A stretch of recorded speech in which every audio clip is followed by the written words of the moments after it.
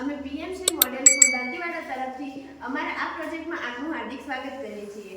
જ્યારે હું ટીવીમાં ન્યૂઝ જોઈ રહી હતી ત્યારે મેં જોયું કે ઉત્તરાખંડ બાજુ જે પર્વતીય વિસ્તાર હોય છે ત્યાં ભૂસ્ખલન થવાથી મોટા પ્રમાણમાં માણસોનું મૃત્યુ થતું હોય છે। ત્યારે મને બેઠા બેઠા વિચાર આવ્યો કે શું આનો કોઈ ઉકેલ ના હોઈ શકે।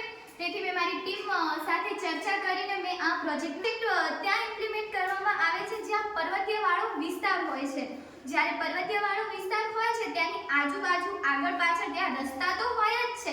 જો રસ્તા હોય છે તો માણસો હેરાફેરી પણ કરતા હોય છે। ત્યારે જ્યારે નાના મોટા પથ્થર નીચે પડે છે ત્યારે લોકો મૃત્યુ પણ પામતા હોય છે।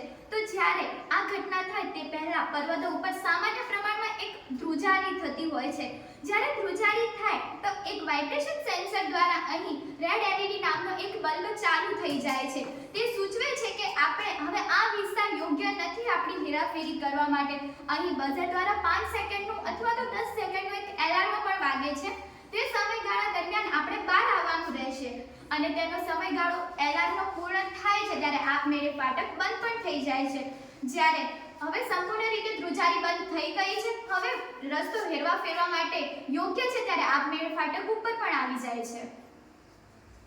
હાલ પૂરતી અહીં આપણે માત્ર 10 સેકન્ડનો સમયગાળો રાખ્યો છે। જ્યારે રિયલ લાઈફમાં આપણે પર્વતીય વિસ્તાર પર આપણે ઇમ્પ્લિમેન્ટ કરવાનો હોય ત્યારે આપણે 5 મિનિટ 10 મિનિટ અથવા તો જે યોગ્ય હોય તે મિનિટમાં આપણે રાખી શકીએ છીએ। જો પર્વતમાં ધ્રુજારી થાય છે ત્યારે વાઇબ્રેશન સેન્સર દ્વારા એક રેડ એલઈડી નામનો બલ્બ ચાલુ થાય છે। ત્યારે તે સમયે એક બઝર દ્વારા એક એલાર્મ પણ વાગે છે। ત્યાર સુધી બધા વ્યક્તિઓ બહાર જાય છે અને આપમેળે ફાટક બંધ થઈ જાય છે અને સંપૂર્ણ રીતે ધ્રુજારી બંધ થયા બાદ આપમેળે ફાટક ઉપર પણ આવી જાય છે। चलो हम इसे हिंदी में समझते हैं। यहाँ पे जो पर्वतीय विस्तार होता है वहाँ ऊपर सामान्य ध्रुजारी तो होती है, वहाँ पे यहाँ जो वाइब्रेशन सेंसर है उसकी मदद से यहाँ एक रेड एलईडी नाम का बल्ब वो चालू हो जाता है। जब यहाँ पे ध्रुजारी होती है तब यहाँ पर रेड एलईडी नाम का बल्ब चालू हो जाता है और बजर द्वारा 5 सेकंड का अलार्म भी बजता है।